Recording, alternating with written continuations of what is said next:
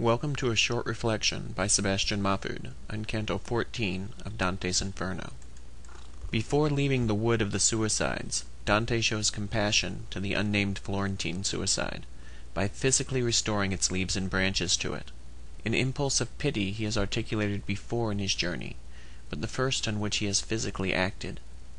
Later, he'll physically act on an impulse of righteous indignation, the capacity for which he expressed to us in the fifth circle during his encounter with Filippo Argenti, when in the ninth circle he grabs the head of Bocca degli Abati and starts ripping at the dead man's scalp. Just outside the wood he sees a burning plain, which is, like the other geographical peculiarities we've noticed so far in our journey, a natural guardian of the damned to inhabit it. Among this third and final round of the seventh circle are found the blasphemers, the sodomites, and the usurers, the violent against God, nature, and art, respectively, who spent their lives in sterile actions, and their afterlives in a hotbed of sterility.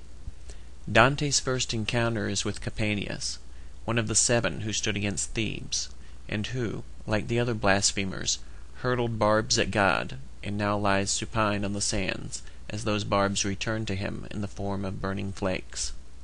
Upon hearing his ongoing blasphemy, Virgil declares, "O Capaneus, by your insolence you are made to suffer as much fire inside as falls upon you.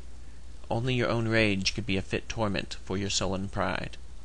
Ciardi notes that the root of blasphemy is inner violence, and, like we've seen before in the cases of Francesca, of Farinata, and of Lano da Siena, to recall a few, this inner violence is what torments Capaneus more than the sands, which Ciardi interprets here as the wrath of nature, or the burning fires, which Ciardi interprets here as the wrath of God.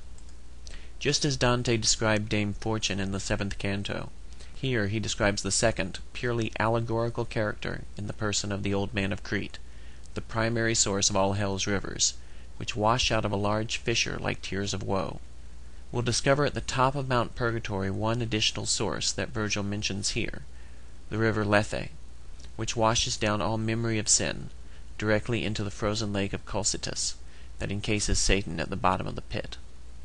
The Old Man of Crete appears in the book of Daniel 2:31-45, which begins, "You, O king, saw, and behold there was, as it were, a great statue. This statue, which was great and high, tall of stature, stood before you, and the look thereof was terrible." Dante has Virgil interpret this figure differently from Daniel, in order to contextualize it within a Christian vision of Rome, which is the church, more brittle than the state, upon which the old man rests the greater weight. Dante's impulses towards compassion and righteous indignation as he travels through hell bear some room for reflection concerning the nature of our response to sin. We have long been told that we ought to love the sinner, but hate the sin, in an effort to heal the other and restore his or her place within the community. In hell, though, no damned soul has a chance at being healed. They all persist in the various permutations of separation from God that hell has to offer. To make sense of Dante's compassion, then, we might look at it in terms not of what it does for others, but for what it does for him, by enabling him to strengthen his understanding of the relationship between justice and mercy, in a world where both terms are synonymous. It's not his absolute will, the concept of which Beatrice will explain to him in the sphere of the moon, that needs adjustment, but his conditional will, so that it conforms to God. The compassion we express for those who have sinned, then, perhaps does more for ourselves in helping us recognize sin than it does for those who have become the objects of our compassion.